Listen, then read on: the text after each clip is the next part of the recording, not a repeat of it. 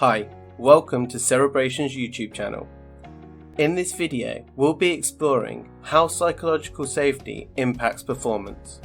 In case you missed it, in our previous video, we looked at why psychological safety is important for innovating. There are significant benefits associated with fostering psychological safety, particularly to support efforts to drive innovation.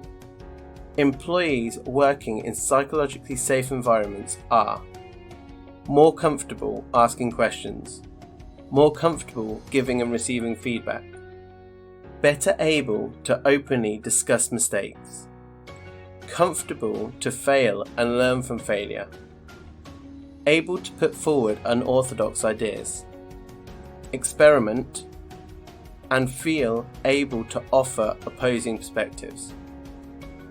Through the sharing of ideas and openly owning errors, individuals are able to grow and learn from their mistakes. But the benefit of learning through trial and error extends beyond that of the individual, as it enables teams to learn collectively. When individuals consider the environment to be psychologically hostile, they are more likely to blame others, have a reduced desire to take risks, have increased anxiety around failure, exclude others, and not contribute.